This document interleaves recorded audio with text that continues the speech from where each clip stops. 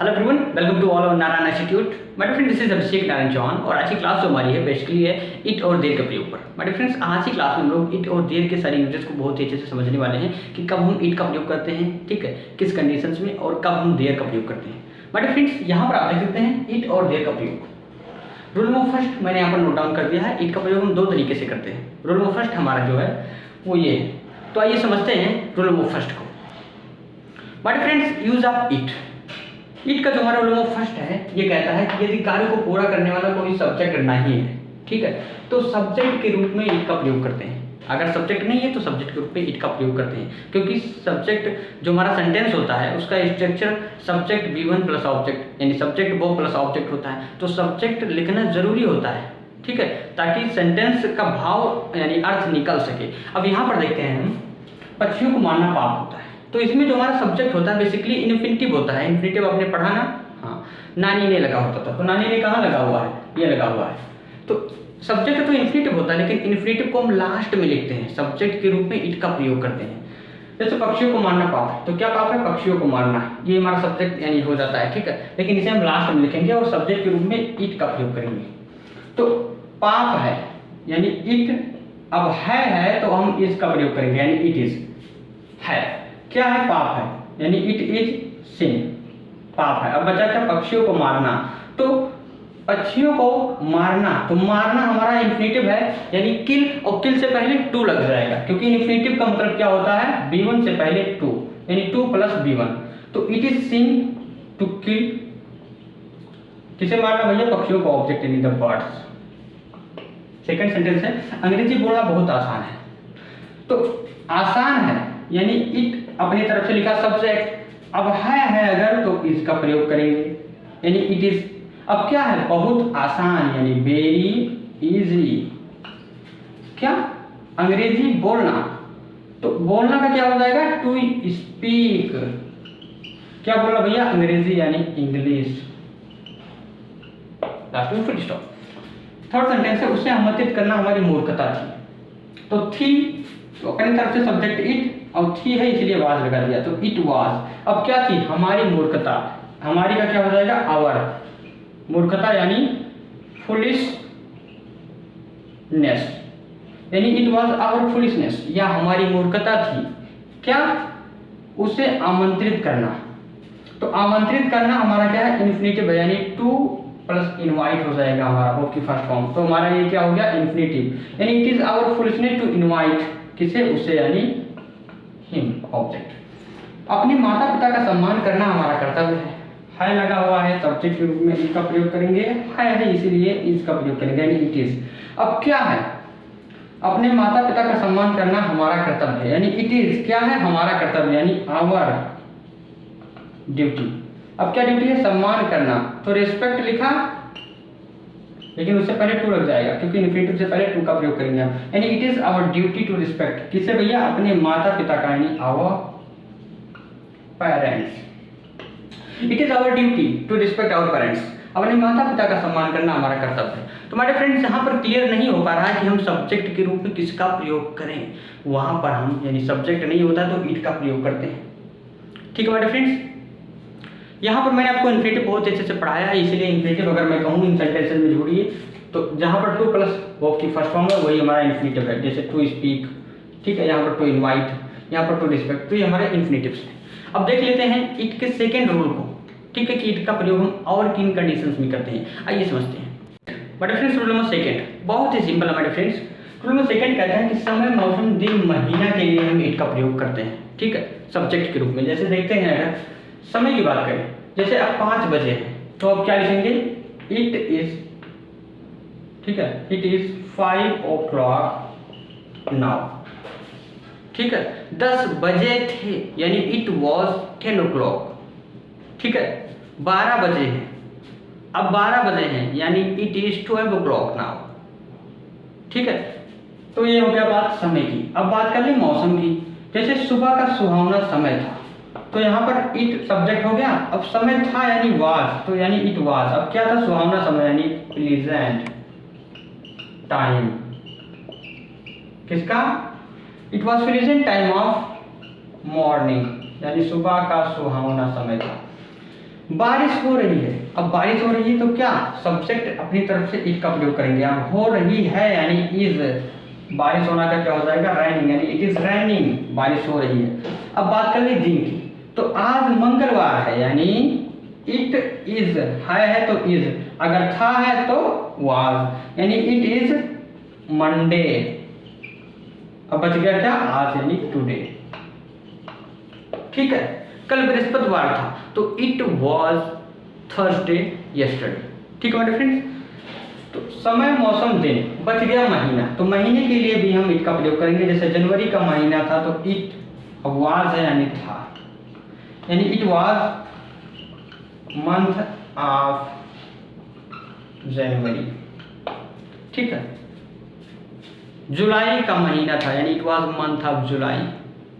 अगस्त का महीना है यानी it is month of August या इट इज अगस्त, ठीक है मेरे फ्रेंड्स। अगस्त है यानी इट इज अगस्त।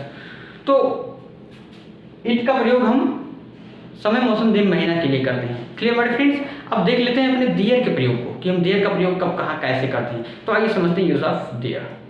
मेरे फ्रेंड्स देयर का प्रयोग, ठीक है, यहाँ पर देखते हैं हिंदी में जिन वाक्यों में कर्ता तथा क्रिया पास पास रखे होते हैं, ठीक है। जैसे देखिए हिंदी का एक वाक्य है, अब इसमें कर्ता तथा क्रिया, तो कर्ता हमारा क्या है, एक राजा था, तो ये हमारा हो गया कर्ता यानी सब्जेक्ट, और क्रिया हो गया था। तो कर्ता और क्रिया पास पास रखे हैं, देखिए, ठीक है। हिंदी में जिन वाक्यों में कर्ता तथा क्रिया पास पास रखे होते हैं ऐसे वाक्यों का अंग्रेजी अनुवाद देयर से शुरू करते हैं, यानी इसका अनुवाद हम देयर से शुरू करेंगे। इन वाक्यों में देयर का हिंदी अर्थ कुछ होता नहीं है, देयर का मीनिंग कुछ होता नहीं है, बस केवल इंट्रोडक्टरी सब्जेक्ट के रूप में हम देयर का प्रयोग करते हैं। जैसे एक राजा था, तो अगर हम लिखेंगे आ किंग वाज, तो ये हमारा सेंटेंस जो है गलत है, और इसी सेंटेंस को हम अच्छे से सजाने के लिए देयर का प्रयोग करेंगे। तो अपनी तरफ से क्या लिखेंगे कि देयर, अब था है तो वाज, क्या था, एक राजा, यानी एक राजा था, तो देयर वाज अ किंग, ठीक है। आकाश में बादल है, तो अगर क्या लिखेंगे क्लाउड्स इन स्काई, नहीं, इसीलिए हम देयर, अब है यानी इज, तो देयर इज, ठीक है। There is the clouds in the sky, तो आकाश में बादल है यानी there is the cloud in the sky, ठीक है मेरे फ्रेंड्स। तो देयर का प्रयोग हम तब करते हैं जब कर्ता तथा क्रिया, यानी ये जो सब्जेक्ट है, ठीक है, ये सटा हुआ, देखिए बादल इससे सटा हुआ है, तब इसके स्थान पर सब्जेक्ट के रूप में हम देयर का प्रयोग करते हैं, ताकि हमारा जो सेंटेंस है उससे एक अर्थ निकल सके, वो सही रह सके, ठीक है मेरे फ्रेंड्स। अब आइए हम अन्य प्रयोगों को देखते हैं कि देयर का प्रयोग और हम किन कंडीशंस में करते हैं। फ्रेंड्स ये कुछ अदर सेंटेंसेस हैं, इन्हें हम ट्रांसलेट करेंगे देयर का प्रयोग करके। यहाँ पर देखिए हमारे खेत में एक आम का पेड़ है, मैंने आपको बताया है कि इसमें कर्ता तथा बॉब सटे रहते हैं, तो क्या है आम का पेड़, तो ये सटा हुआ है ना बॉब से, देखिए, ठीक है। तुम्हारी कक्षा में 30 विद्यार्थी, तो 30 विद्यार्थी से सटा हुआ है, साफ था सटा हुआ है, तो अगर था थी थे लगा रहेगा, समझ लीजिए बात को। अगर हाँ है तो इज का प्रयोग करेंगे, प्लूरल है, ठीक। अगर सिंगुलर है तो इज का प्रयोग, और प्लूरल होगा तो आर का प्रयोग कर लेंगे हम। अगर यहाँ पर जो था लगा है, अगर ये हमारा सिंगुलर होगा तो वाज का, अगर प्लूरल होगा तो हम वर का प्रयोग करेंगे। जैसे there was there were, there is there are. समझते हैं, यहाँ पर हमारे खेत में एक आम का पेड़ है, तो आम का पेड़ कितना है, एक ही है ना, यानी सिंगुलर है, तो क्या है आम का पेड़, यानी there is a mango tree, यानी एक आम का पेड़ है, कहाँ गई, हमारे खेत में, यानी इन आवर फील्ड, ठीक है। तुम्हारी कक्षा में 30 विद्यार्थी हैं, क्या है 30 विद्यार्थी, 30 विद्यार्थी में सिंगुलर है या प्लूरल है, सिंगुलर नहीं है, प्लूरल है, तो इसके लिए हम आर का प्रयोग करेंगे। तो देयर के साथ किसका प्रयोग, आर का प्रयोग, यानी देयर आर कितने हैं 30 स्टूडेंट्स, कहाँ भैया तुम्हारी कक्षा में, in your class. Third sentence का फिफ्थ है हमारा, मेरे चाचा के घर में एक सांप था, तो सांप सिंगुलर है, यहाँ पर एक सांप की बात की गई है, ठीक है। तो क्या था, एक सांप, यानी देयर था, यानी was a snake, there was a snake, एक सांप था, कहाँ था, मेरे चाचा के घर में, यानी इन माई अंकल्स हाउस, ठीक है। छठा है, उसकी किताबों में 78 पृष्ठ थे, तो थे यानी वर का प्रयोग करेंगे, क्योंकि जो पृष्ठ है हमारे 78 है, यानी प्लूरल है, ठीक है। तो देयर वर 78 पेजेस, यानी 78 पृष्ठ थे। कहाँ थे भैया? उसकी किताब में, इन हिज बुक। ठीक है फ्रेंड्स। तो अगर सिंगुलर है प्रेजेंट टेंस में तो इज, अगर प्लूरल है प्रेजेंट टेंस में तो आर, यानी देयर इज देयर आर। अगर इसी प्रकार पास्ट टेंस में देयर वाज देयर वर। ठीक है फ्रेंड्स। अब हम देख लेते हैं देयर के कुछ अदर प्रयोग। ठीक है, रूल नंबर 3 को कि देयर का प्रयोग और हम कैसे करते हैं, तो आइए समझते हैं। हमारे फ्रेंड्स रूल नंबर 3 है यूज ऑफ देयर का। इसमें क्या कहता है कि जिन वाक्यों में रहता था लगा है, जैसे यहाँ पर देखिए भिखारी रहता था या फिर राज्य करता था, जैसे एक राजा राज्य करते थे, ठीक है, तब लगा हो तो अगर रहता था लगा है तो देयर लिव्ड लिखेंगे।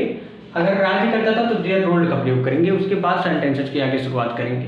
तो देखिए इस गांव में एक अंधा भिखारी रहता था। रहता था पास्ट इंडेफिनिट टेंस। कौन रहता था? एक अंधा भिखारी। ये हो गया हमारा सब्जेक्ट। कहाँ? इस गांव में। लेकिन रहता था है तो देयर लिव्ड का प्रयोग करके, तो देयर लिव्ड। अब कौन रहता था? एक अंधा भिखारी, तो there lived a blind beggar. There lived a blind beggar. इसका मतलब यही हुआ कि एक अंधा भिखारी रहता था। कहाँ रहता था? इस गांव में, यानी इन दिस विलेज।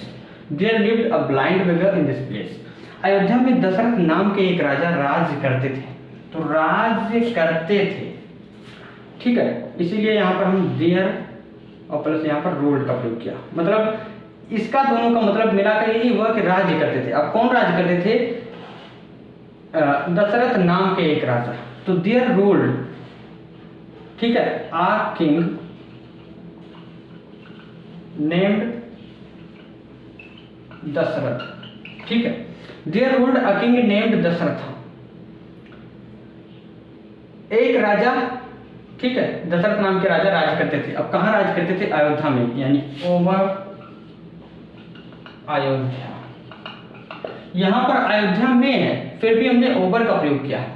तो ओवर का प्रयोग हमने इसलिए किया है क्योंकि अयोध्या क्षेत्र पर राज्य करते थे, ठीक है, यानी किसी चीज पर अधिकार प्रकट किया जा रहा है। दैट इज वाई मे के अर्थ में ओवर का प्रयोग किया गया है।